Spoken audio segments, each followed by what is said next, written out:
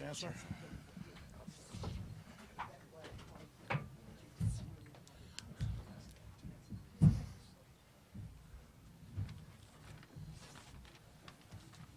Okay, I think everybody's in place. Want to just welcome everyone to our very exciting announcement here this afternoon. Certainly like to recognize our Chancellor, who's up front here. Appreciate her support for being here. Recognize our staff and coaches that are in the room as well, and obviously our new friends from Under Armour. I'm going to turn it over to Coach Alvarez now. He's got some thoughts to share, and then we'll take it from there. Go ahead, Coach. Thanks, Justin.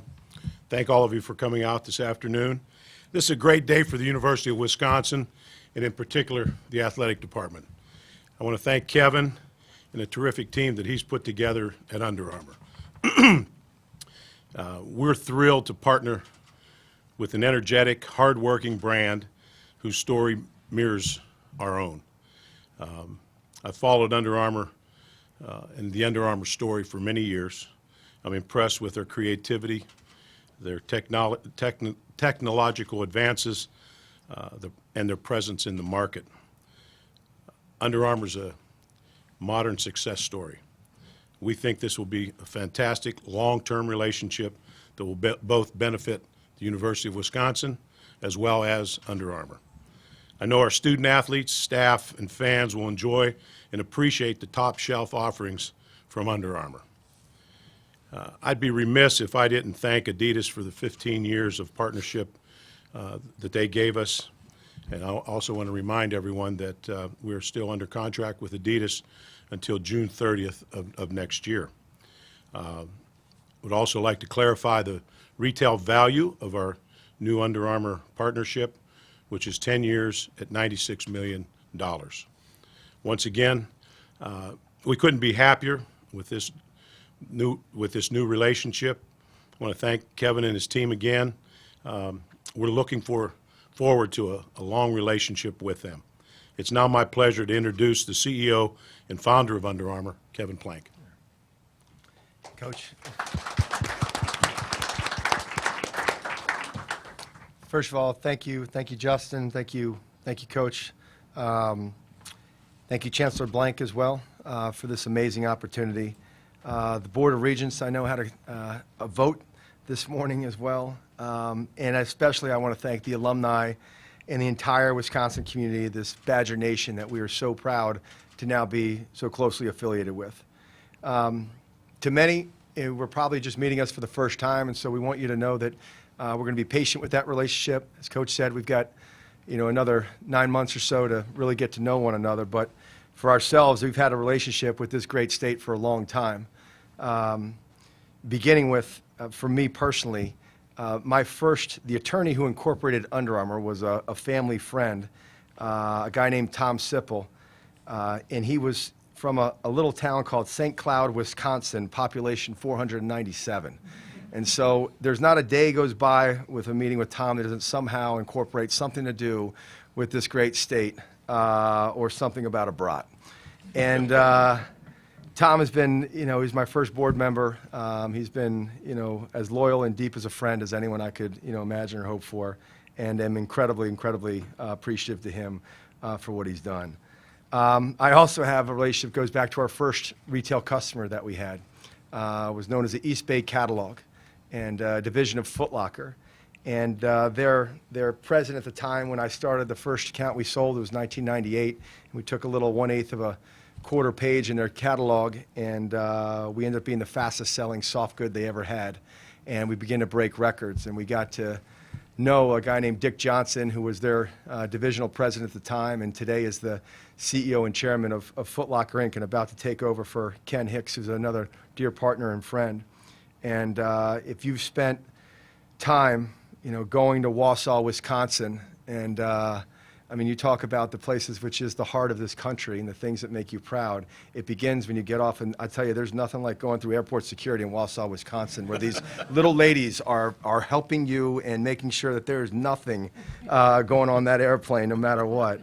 And a few dinners at the Wagon Wheel later, which is their local steak joint in town, of things that we have learned. The third thing that really ties me to this great state is Coach Alvarez sitting to my left. And, his vision, I think, meeting him, the relationship, the personality, and Coach is one of those people that's larger than life. And I can tell you there's nothing bigger or more important, though, to him than representing this state and this institution and doing it at the highest level with the highest integrity at every turn. And between Coach Alvarez and who really calls the shots, which is Cindy, who I started working on this long time ago, the right way. But we did things, I think she mentioned some flowers that were sent at one point on Coach's behalf that hopefully made a difference in this relationship. Look, today's another chapter, I think, in our company's story, and one that's a story we're incredibly proud of. From starting in a row house basement in Georgetown and Washington, D.C. with $16,000 in cash and, nothing more than, one good product idea and some friends that I wanted to get my products to. And from that all the way to evolving to being a public company today, encroaching on revenues of, just under $4 billion in revenue. And it's a story that I'm incredibly proud of, number one, for my company, for my teammates, for our customers, our consumer, our shareholders, and especially our community. We recognize that with that growth, comes great responsibility, and we love being a symbol of what's possible. That you can, with grit and hard work, that you can do great things. And so today's another one of those times it's a pinch me moment, to be honest with you. Looking out at this press conference and having the ability to speak on behalf of now the more than 11,000 teammates that we have at Under Armour in the 66 some odd countries that we're doing business in today and growing quickly. We are not slowing down. We recently gave outlook at our recent investor day that in just the next 3 years, we expect to come close to doubling our top line and bottom line revenues. That would come close to matching the 10-year mark and anniversary we've had as a public company since 2005, growing 30% on a compounded annual rate, both top and bottom line there as well. Today, I think that story of growth for Under Armour, it speaks to many really important things. Chancellor Blank talks about, what is the Wisconsin idea. And, this quote of research conducted at the university should be applied to solve problems, improve health, quality of life, the environment, agriculture for all citizens of this state. We take that very seriously. Our own mission statement quite simply says to make athletes better. And as we say, through passion, design, the relentless pursuit of innovation. Chancellor Blank also says that there's two core responsibilities of this institution, that we understand our obligation with athletics, but we also understand there's no such thing as a tactical relationship with just one aspect of any university. And the idea about, first of all, innovation and research. It's at the heart and soul of what our company does each and every day. One of which is now developing, having the world's largest digital connected health and fitness community with more than 150 million people that are registered to the Under Armour community. So making this one of the most digitally connected universities in the entire world is one of the ambitions we have here. And the second mission you talked about is preparing your students for the world's changing economy, which none of us can anticipate. And just a brief story on that is I've got the theme that we used at that investor day a few weeks ago, and laying that story out for our shareholders as what we call the map versus the terrain. And one of my directors on my board is a guy named Admiral Eric Olson, who was the first 4-star Admiral Navy SEAL. And he held the distinction of being the Bullfrog, which is the longest serving Navy SEAL. And I remember one time I was asking him his opinion on a certain topic, and I said, Admiral, I'm trying to make a choice. Do we go left? Do we go right? What do you think? And is there something that we haven't anticipated? And he just said, he leaned back and he didn't give me a direct answer, but he said to me, he said, Kev, he said, I always tell my men that when the map differs from the terrain, they should go with the terrain. So I've got a feeling that this relationship with the University of Wisconsin is going to have many different ins and outs, where the map and the terrain will not be as perfect as we want. But I want you to know that you have a team of people that is completely committed, doing everything we can to empower our student athletes with the best advantages to help them win on the field and, most importantly, win later in life. We are, eternally grateful for this opportunity. And, I just want to say from the bottom of our hearts that we're thrilled, we're impressed We're humbled, and we absolutely are privileged to be here and to be your partners. So thank you for this great opportunity, and we're going to run hard, and we're going to do a great job for the Wisconsin Badgers.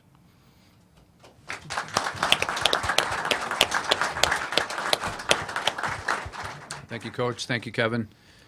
We've got a mic holder on each side of the room. If you'd hold them up. For the news media who have questions for either Coach or Kevin, please signal them, and they'll bring a mic over to you. Barry, over here. I was just wondering, when did this conversation with Under Armour start, and with the discussion of bringing them on board? I can't tell you. I think Kevin and I first met in the late 90s. Yeah. When they just started the company. So I have followed this company closely for a long time. I think we probably had our first serious conversations prior to us playing at Maryland. We met, we just had some discussions prior to that, and then I took a team back to Baltimore to visit their operations and go through their operations then, and that's when we really got serious. Down here on the right. Have you received any indication what we can expect for alternate uniforms for, say, the football or basketball team? Alternate uniforms? I think the thing that you'll find, Under Armour takes great pride in this. We were very impressed with the research they did on the university. They set a team here, unbeknownst to us. They spent, I think, a day or two studying campus, taking pictures. They took us in their room, which was covered from floor to ceiling with pictures that they took on our campus. They studied what we were all about. They showed us how inconsistent we were with our uniforms and with our logos, and what their plans were. Everything that they do tells a story. I think Kevin and his team is smart enough to know that we've built a very good brand here, and we don't want to lose our brand.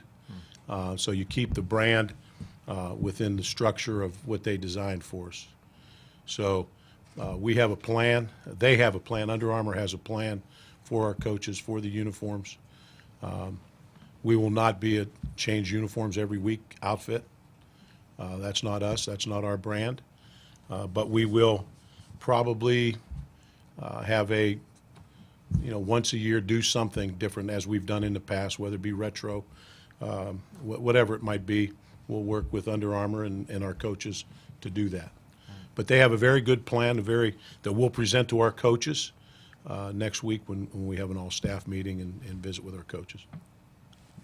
Go ahead. Your deals with Adidas had always been for 5 years. What went into the decision to make a 10-year deal with Under Armour? That was what was offered. I felt very good about Under Armour. Our entire team felt good about Under Armour. We feel like this is a decision we wanted to make, and 10 years sounded fair to us. On the right. Barry, what financial reasons or benefits did Under Armour present that maybe you didn't get with previous deal with Adidas? Well, the finances speak for themselves. I think it's well documented what our last contract was. I told you what our current contract is. But it's not just the financial reasons that we made this decision.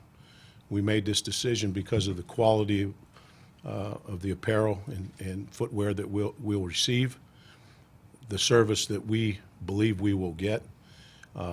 As I talk to the other teams that are represented in Under Armour, that are Under Armour schools, they speak in glowing terms of the service that they get, how they're provided, the innovation, the attention to detail. It was the whole package. It wasn't a decision made just for financial reasons. Coach doesn't negotiate like that, by the way. It was very deliberate what the options were. And let me just jump on. Is that we were part of this meeting Coach last time this deal was up 6 or 7 years ago. before that last term came up. And so, you know, we've been trying to get to outfit the school for a very long time. And I think through that process, we really learned a lot of understanding. And then, of course, being respectful to the contractual obligations, but finding opportunities, you know, socially to have, you know, a dialogue, and I think just tell a little more of our story. And as we've evolved as a company, you know, I believe that all the decisions were made, you know, for the right reasons in the past. And I think that today is, you know, really one of those moments that we've been preparing for throughout our 19-year history as a company, to be ready to outfit, you know, all the member teams of the University of Wisconsin. So we're ready for this day, that's for sure. How much has been revealed to the players as far as what they expect for uniforms with this deal? Nothing. You know, I think it was during the basketball tournament last year, and I think I showed up at practice with an Under Armour shirt, and I didn't think anything of it, but all our basketball team did. And I had to answer a lot of questions to the basketball team, and a couple of them even made appointments to come and visit with me, because the equipment is very important to our student athletes. And the feedback that I've had, because word kind of trickles out that we were talking and that might be a possibility. And I do have an open door, and the athletes are not afraid to come in and express themselves. And I will say this, they're all extremely excited. When you speak of innovation, what are some of the areas that you look at when you're looking to innovate in the various sports?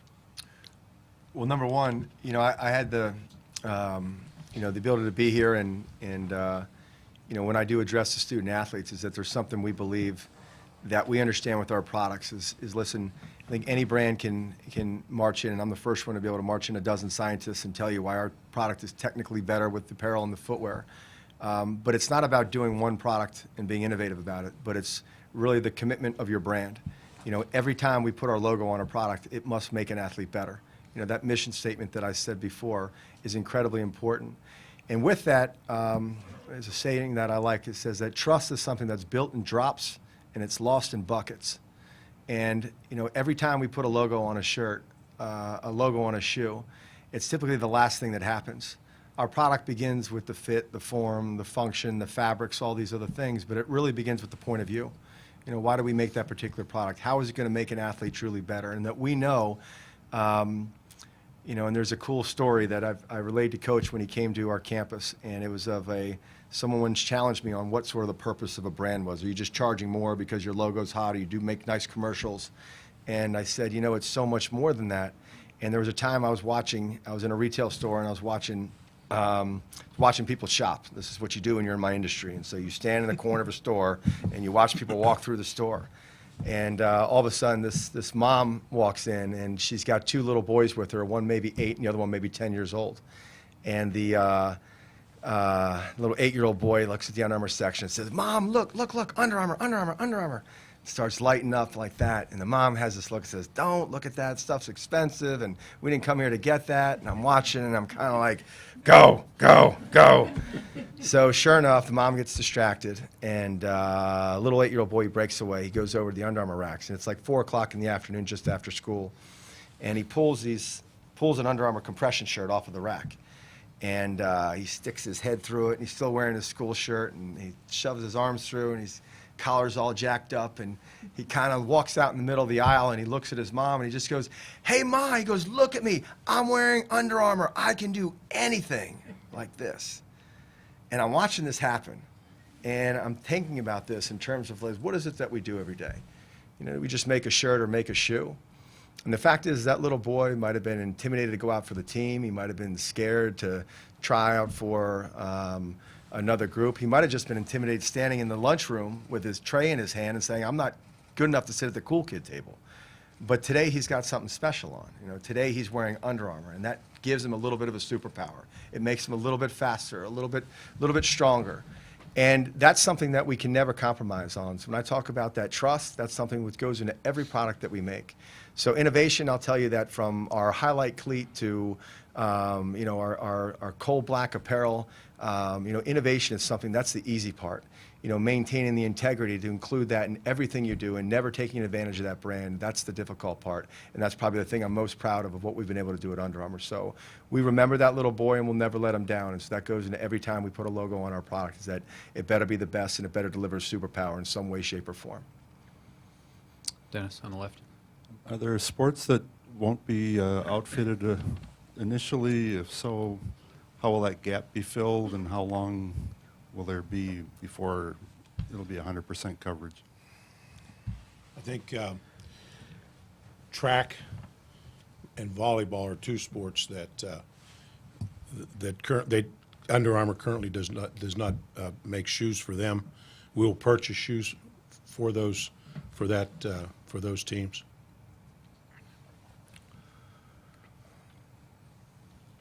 We were really clear with that, just to be clear with everyone. We can make anything. So whether we're deep in a category or not is a different story. But there's a specific shoe for volleyball, for instance, Coach says, and our encouragement there is, we want you to buy the best, and we're not going to try to force you into something through an R&D process with our company. And so first and foremost, everything we do is to advantage the Badgers in every way, shape, or form. And so if not, then, we'll encourage to, purchase product, from the right companies too, but we'll be mindful of that, but yeah. Speaking of innovation, then, will you try and innovate to bring those shoes to a market? We'll be in every category. So, this is a 10-year partnership, and again, I think that, it's incredibly important that you're expert in the things that you do, and there's things we want to be really great at. We're a company that when we began making shoes in 2006, a year, after we went public, the way we've evolved, we were a $285 million company 10 years ago, the year we went public. And today, again, encroaching on $4 billion, a lot of things have changed. We weren't in the footwear business then. In 2006, we launched a football cleat. In 2007, a baseball cleat. In 2008, a training shoe. In 2009, a running shoe. In 2010, a basketball shoe. And then, frankly, we stopped launching new products. And we said we're going to become excellent and subject matter experts in the places where we're already doing business. And so we'll continue to make those decisions to enter categories that make sense for our business, where we can see, of course, a business return for it and a real need from the athlete. And so without question, our ambition and our expectation is to be in every category and to be deep in bringing deep research and innovation to each one of those. So without question, we'll be there. So I don't like the idea of anybody else outfitting our Badgers, to be honest with you. So we're going to fix that. Is there going to be any change in the amount of royalties the school gets from fan gear? Like anything sold in the gift shops, is there going to be any change? No. No. Okay.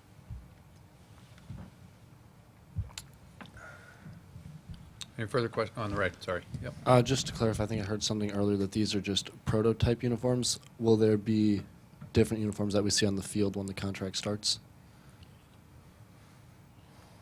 We haven't designed the uniforms yet. We have, in looking at some of the uniforms now, Under Armour has presented us a selection where the coaches will sit down and take a look at, and they fulfill the qualities that they've set, whether it be the logo, the font, et cetera. And we're just looking at those right now. So yes, those are prototypes. Coach, let me take a stab at that too. So I think we built this reputation of we want to make wild uniforms for everybody. So I just want to settle everybody to know is that, we're gonna play, the right song for the right situation. And, that means that whether it's the school, and that there's an incredible history here at the University of Wisconsin that doesn't frankly require, a lot of flash and a lot of pop beyond the flash and pop that has already been established. And so, number one, we're going to start with the fabrications. They're going to keep the lightest and most durable and strongest and advantaged uniforms on the planet that we can give and put our student athletes in. Secondly, with that, from time to time, if there's things we can do to be, exciting and change directions, that's something that we'll do at the discretion of Coach Alvarez and as well as the coaches here as to what they're looking for from us. And, we'll deliver on that when asked. But, we're going to push, and I think that's our job, is to push hard. We've got a saying at Under Armour, which is, we'd rather, tame a tiger than try to teach a kitten. So, we're going to push hard on lots of these things and see what we can do to continue to be progressive. Any other media with questions? Yeah. Mr. Blank, how comfortable are you with UW being able to look at your inspection reports for your manufacturing facilities? Yeah, I think that, listen, University of Wisconsin has a really strong, history and reputation of holding, suppliers to the highest standards. And frankly, it's nothing that we shy away from.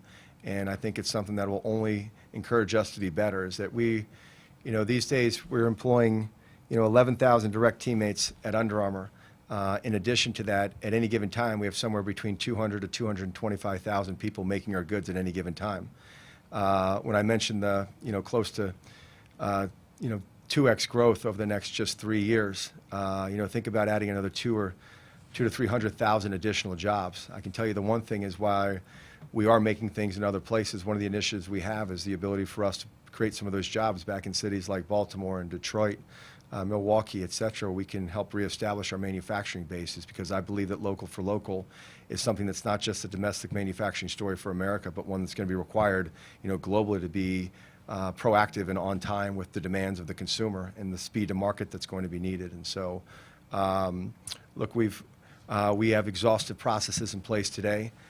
We have one of the most diligent teams I can imagine, and we're growing at a very aggressive clip right now. But we look forward, I think, to working with the member groups that are here on campus, as we have, before the deals at the University of Wisconsin, and working closely with them to ensure that we're providing best practices and, frankly, also providing thought leadership as to the best ways for the best conditions to really empower people around the world.